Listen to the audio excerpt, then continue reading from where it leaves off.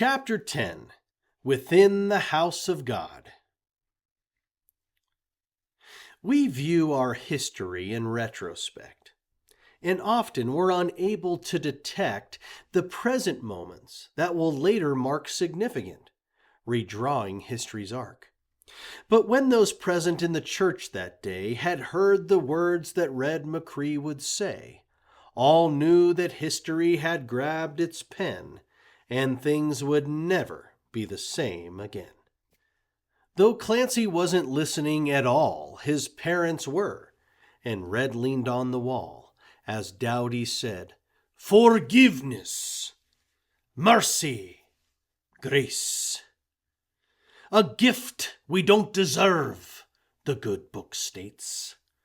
But to receive this gift all man desires. Forgiving others is what God requires. To illustrate, a thriving businessman employed a country boy, a hired hand. The boy worked hard, much harder than his neighbor, and so the owner showed the lad his favor. The money he brought home each week was more than hawking pecan pies from door to door.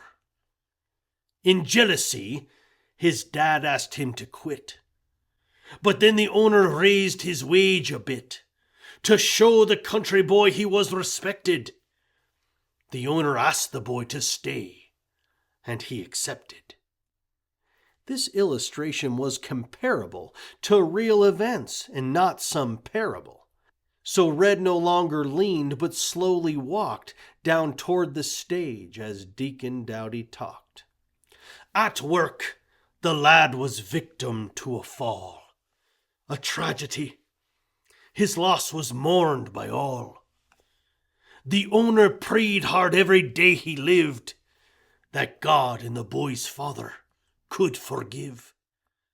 Now Red Macree was halfway up the aisle when Dowdy said, "The father faced a trial, one that no father ought to face. But he withheld forgiveness, mercy, grace. The businessman intended not to sin, but still the father could not pardon him. Will God condemn the guiltless, still repenting, or the unforgiving, still resenting?" When Dowdy said those words upon the stage, Red smacked his hat against his leg in rage. Now every eye was fixed on Red Macree. "How dare you make a spectacle of me? So I's the bad one and McShay's the saint, and you're the judge of who is and who ain't? He used my son 'cause money was at stake, and I'll forgive if you could bring back Jake." Finn McShay stood up, humiliated, as Dowdy smirked like one who's vindicated. "And there you have it, friends, I rest my case. A man who can't forgive deserves no grace." Forgive someone who's showing no regret? Him losing business made him more upset than losing life. And next ain't even that. He works our boys to death while he gets fat. McShay replied, "That's quite enough, Macree." The deacon roared, "This borders blasphemy."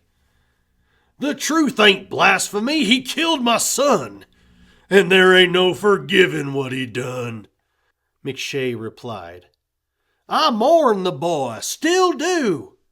There's no blood upon my hands, it's true." McShay was not just speaking to Macree, but to the voters in the gallery. This prompted Red to say, "And even now, you're seeking votes, you phony, take a bow. It's all a show to make us think you care. I'll know he should have never been out there.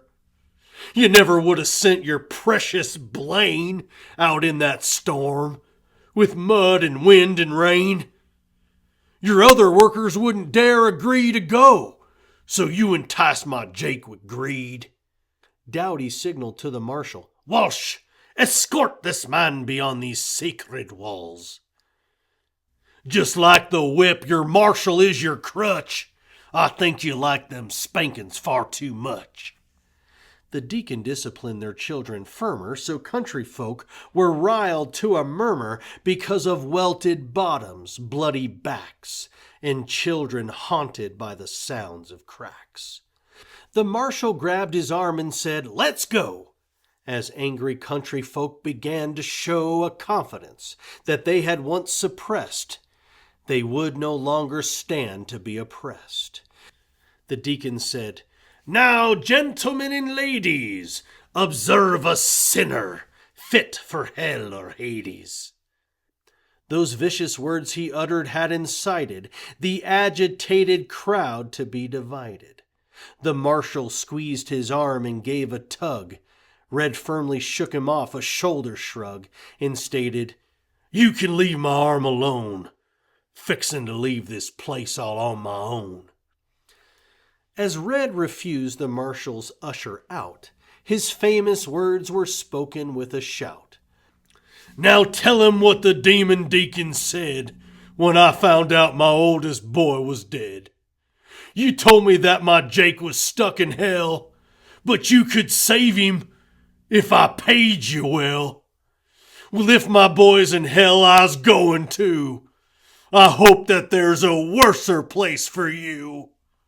The women gasped the church into a craze as Red maneuvered through the wild maze of yelling people, some at Red Macree and some against the deacon's tyranny.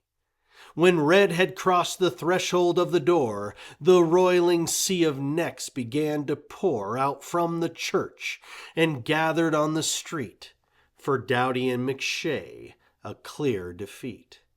As Deacon Dowdy watched the mayhem caused by Red Macree within the house of God, his eyes became two glowing brimstone coals that molten lakes had tossed on Hades' shoals. At Finn McShay's that fateful Sunday evening, the deacon had arranged a private meeting where wealthy men who owned the shops and land were called to hear the deacon's dark command. The fragrant plumes from pipes were well in bloom, as smoke and brandy's breath had filled the room. McShay maintained that he was innocent, while Dowdy seethed about the incident. Along with businessmen, the marshal too was there, and other men in Dowdy's crew. But absent by design was Dr. Phipps, who always seemed beyond the deacon's grip. The deacon said, "These necks must pay a price, so I propose we squeeze them in a vice, applying pressure where it really hurts. You shouldn't buy from those who left the church. And I insist that all of you must stop employing them within your fields and shops." McShay pushed back. "You're taking from our pockets. Without the cheaper labor, there's no profits." The deacon said, "Just give it time.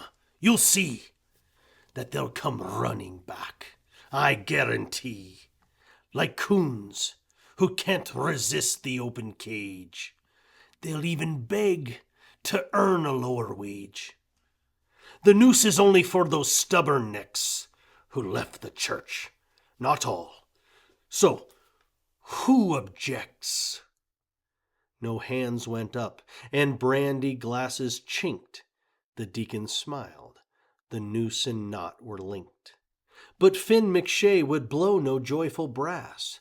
He only twirled the brandy in his glass, as candlelight had made the crystal flicker with shapes upon the wall through amber liquor.